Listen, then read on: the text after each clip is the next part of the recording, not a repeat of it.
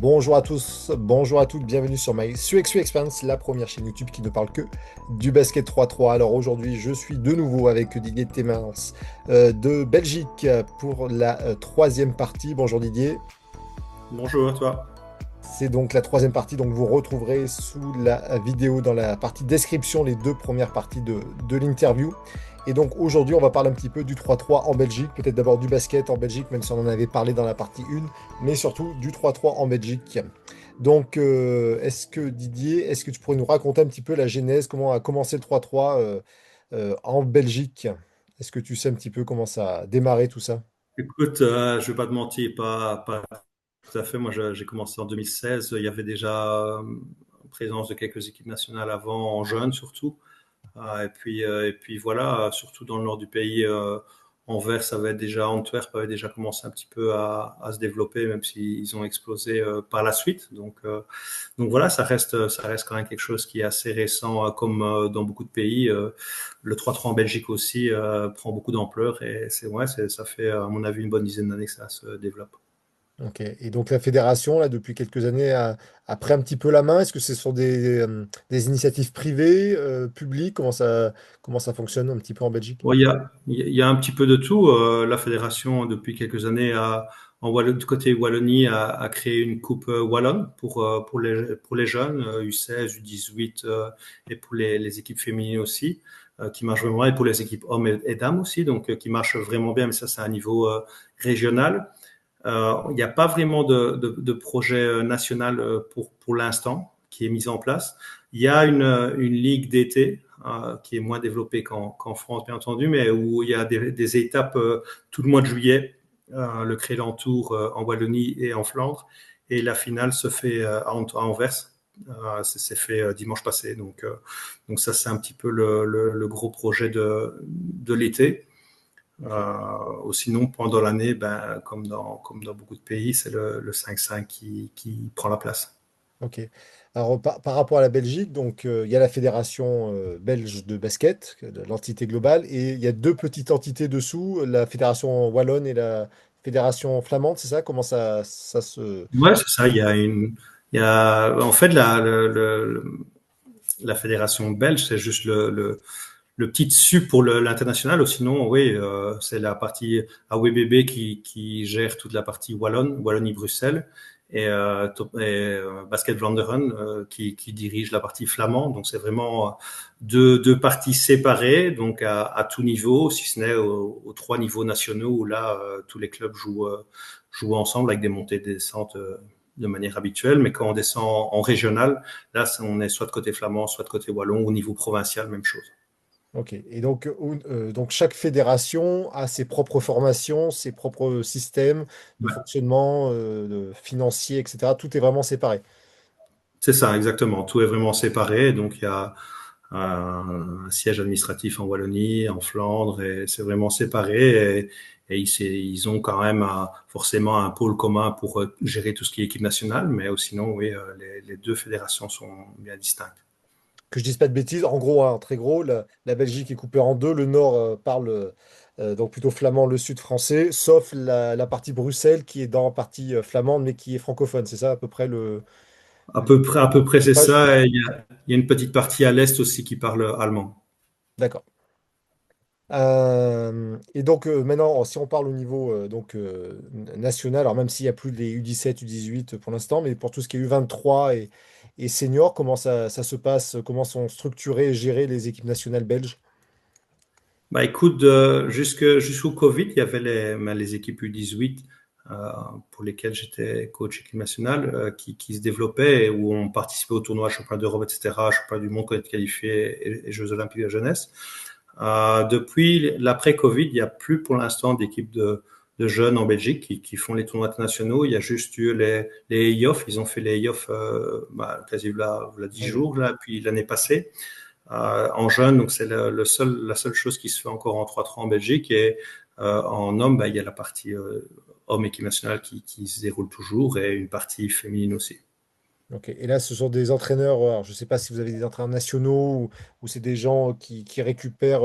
Est-ce que des coachs, ce sont des gens payés par la fédération ou c'est juste des gens qui vont prendre dans des clubs de 5-5 pour s'occuper de ces sélections? Comment ça marche? Est-ce que tu sais? Ici, pour l'instant, c'est la partie flamande c'est un coach flamand qui gère l'équipe nationale. Donc voilà, chez nous, tout est toujours un petit peu plus compliqué qu'ailleurs. On est plus petit, mais plus compliqué que les autres. Donc voilà, on essaie de faire au mieux. Mais c'est vrai que pour l'instant, c'est la partie plus néerlandophone qui gère l'équipe nationale de 3-3. Et alors, il y a certaines fédérations, on pense aux Pays-Bas, à la Mongolie, qui ont fait vraiment le choix fort de dire, ah ben, on met tout sur le 3-3. J'exagère un petit peu, mais voilà, on met beaucoup, beaucoup de moyens parce qu'on sait que on n'arrivera pas. Qu'est-ce qu'il en est de la Belgique? Parce que alors, vous, vous êtes un petit peu entre les deux, parce que c'est sûr qu'en termes de population, vous n'êtes pas très nombreux, mais si on prend l'exemple des filles, vous avez des bons résultats en filles depuis Ouais. quelques années déjà. Quelle est un petit peu l'idée au niveau de la fédération belge de dire, voilà, quelle est la place du 3-3? Est-ce qu'on met beaucoup d'efforts dessus parce que c'est peut-être ça qui va nous rapporter des médailles olympiques ou on est entre les deux, on fait un petit peu de tout? Comment ça se passe?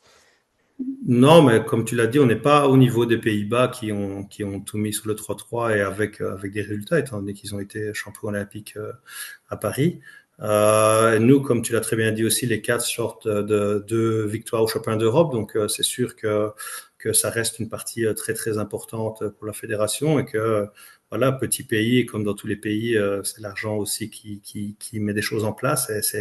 Il faut se battre pour tout. Donc voilà, pour l'instant, le 5-5 reste bien accroché. Beaucoup de projets 3-3 se développent en interne, avec la Fédé, sans la Fédé, les projets, etc. Donc il y a vraiment une conscience que le 3-3 est, je ne vais pas dire le basket de demain parce que le 5-5 restera le 5-5, mais le 3-3 va augmenter de plus en plus et la Belgique est aussi dans cette optique-là.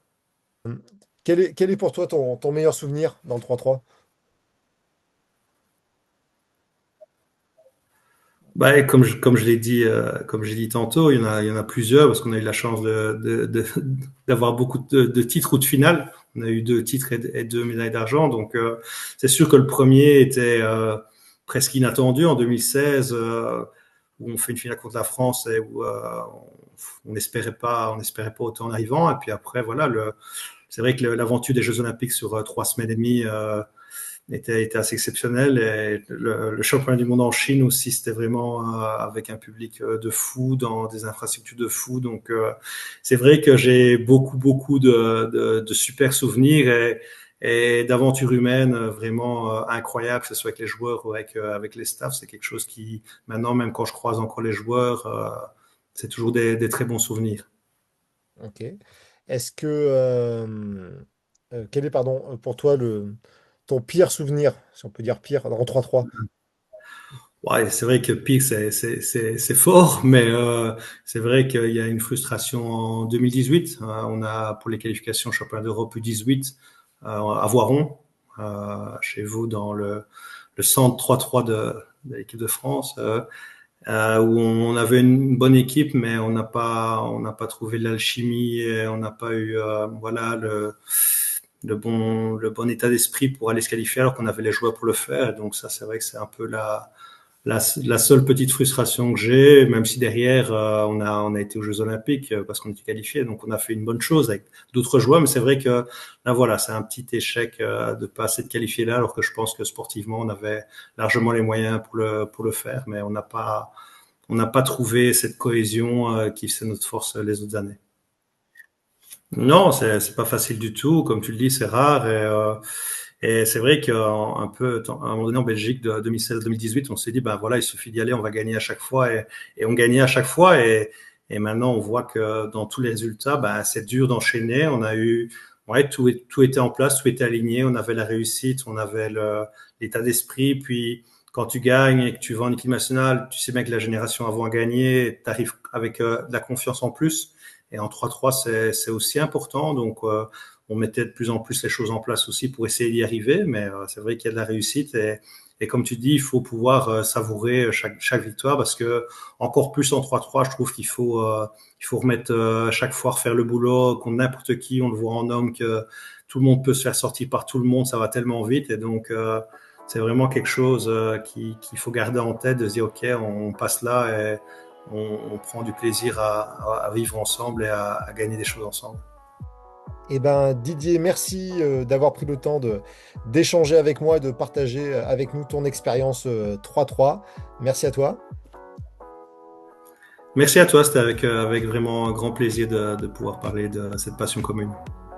Euh, pour les personnes qui n'auraient pas vu les deux premières parties de la vidéo, ben, vous pouvez les retrouver dans la description sous cette vidéo. Donc si la vidéo vous a plu, eh ben, n'hésitez pas à liker, à vous abonner, à partager. Et je vous dis à bientôt pour une prochaine interview.